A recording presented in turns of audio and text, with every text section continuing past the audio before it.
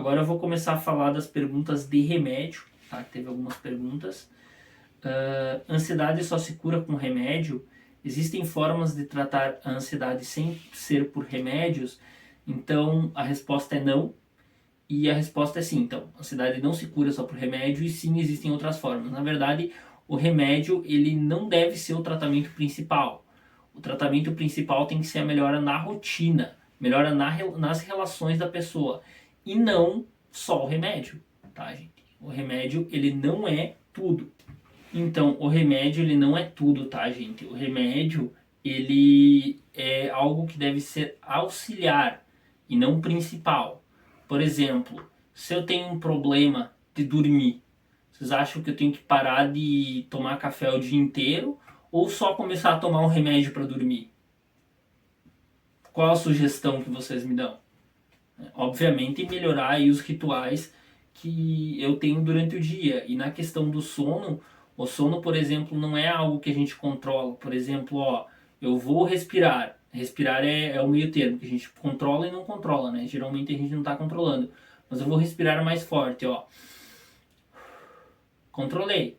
Eu vou erguer esse braço. Eu ergui. Agora, eu vou dormir agora. Não dormi. Então não é um comportamento voluntário. Mas tem coisas durante o dia que a gente faz, como eu vou citar na parte do sono, que melhora isso, tá?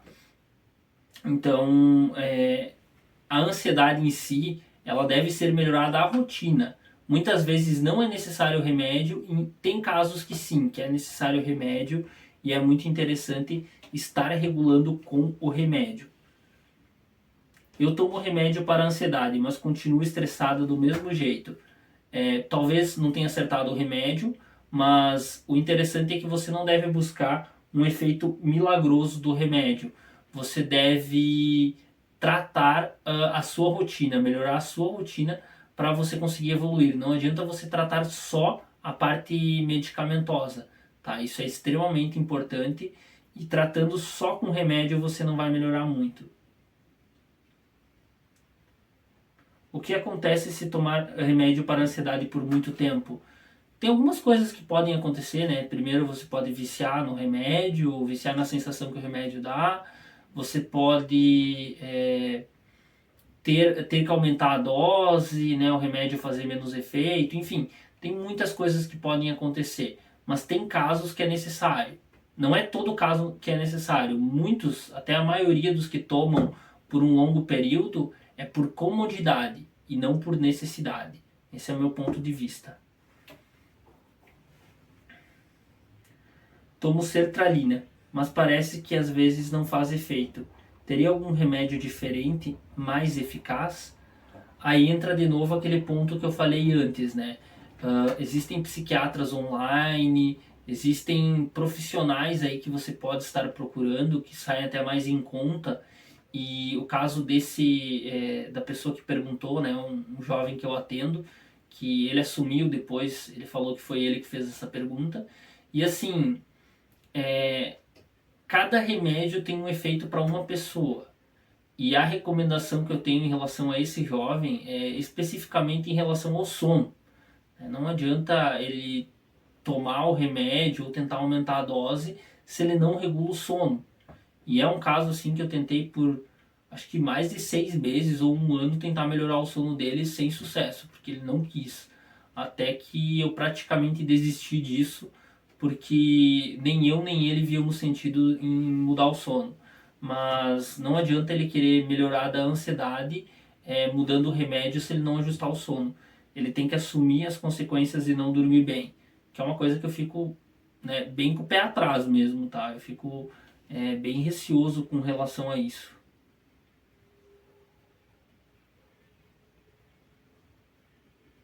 Agora as perguntas sobre psicólogo. Vale a pena investir em um psicólogo? Geralmente sim, tá? Geralmente sim, dependendo aí da tua demanda, da tua necessidade, vale a pena. É muito interessante para ter avanços. Só que você não deve procurar também qualquer psicólogo. Você deve procurar um psicólogo que tenha uma certa experiência no teu atendimento. Se você pode escolher, né? Se é o caso onde tem um psicólogo numa unidade de saúde na tua cidade e você tem acesso gratuito, primeiro tenta esse, né? Primeiro tenta, principalmente se você não tem muita condição. Agora, se você vai pagar, aí eu sugiro você escolher. Então você escolhe um profissional que tem um pouco de experiência na tua demanda, seja ansiedade, depressão, sono, né? Que tem um pouco de experiência e que você cria uma certa conexão ali, entrar em contato, você gosta da pessoa e tudo. É muito interessante esses pontos, tá, gente? Se você conseguir resolver alguns pontos com esse psicólogo, com esse profissional, você vai conseguir ter avanços e vai valer muito a pena o investimento, tá? Vai valer muito a pena o investimento. E nos casos que tem acesso gratuito, aí compensa se você tiver resultado, se o tempo que você está gastando está sendo bem empregado. No meu caso, ali na unidade de saúde, para as pessoas que eu atendi, compensou bastante. Inclusive, há relatos que pessoas que sentem muito minha falta lá. Um psicólogo vai me ajudar a resolver meus problemas? De novo, você tem que buscar, né? A pessoa que está ali, ela tem que ter um pouco de experiência, um pouco de conhecimento em relação a esses problemas. Caso ela não tiver conhecimento nenhum, seus problemas vão apenas continuar existindo, você vai acabar só perdendo tempo.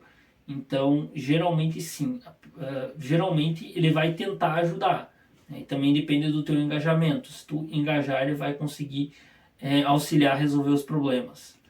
Como aliviar a ansiedade? Então, aliviar a ansiedade, aliviar o pânico, eu recomendo primeiro você tirar a atenção de dentro, olhar para fora, começar a olhar o que tem ao redor.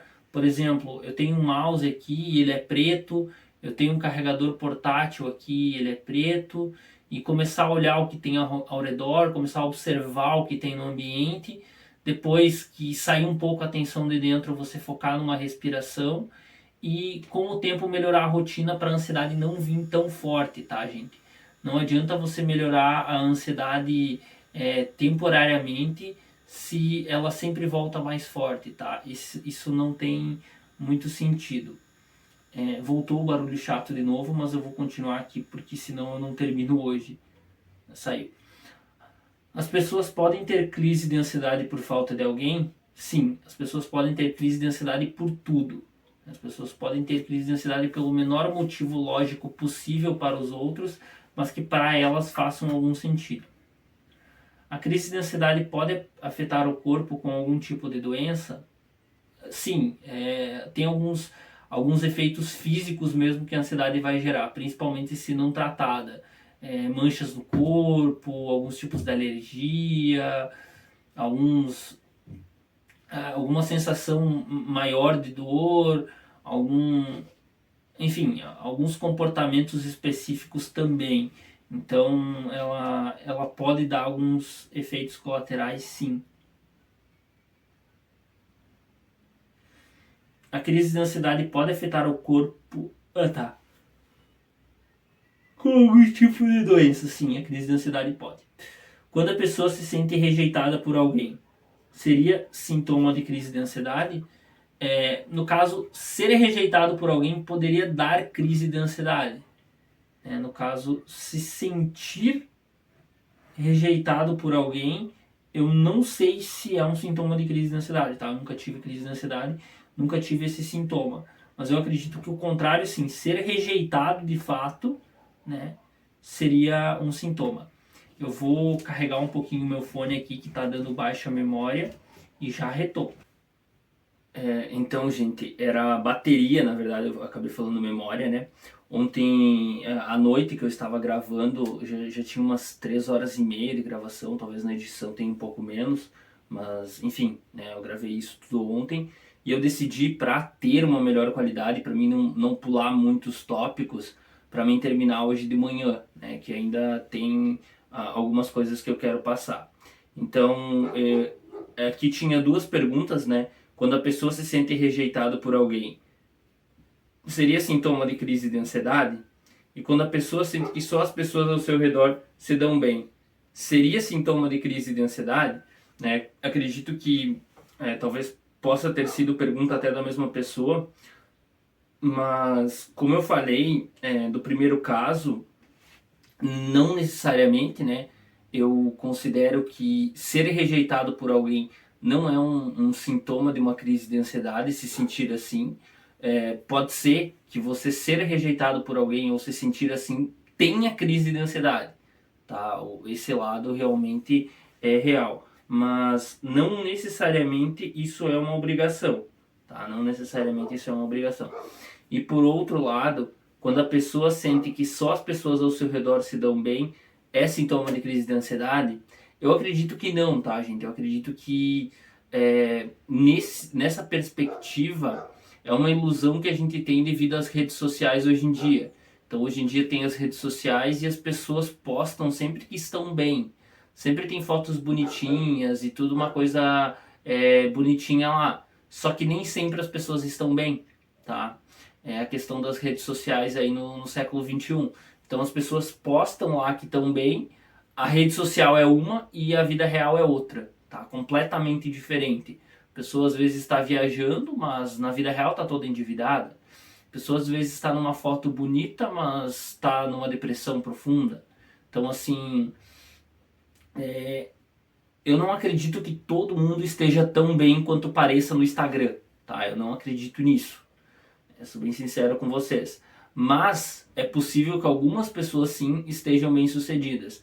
E de novo, não é um sintoma da crise de ansiedade, mas você sentir que está todo mundo indo bem, menos você, talvez possa te dar crise de ansiedade se você já tem uma facilidade maior nisso, levando em conta que as pessoas que têm crise de ansiedade, qualquer coisa pode levar a uma crise de ansiedade, tá? Pode ser pequeno o motivo. Então é bem interessante.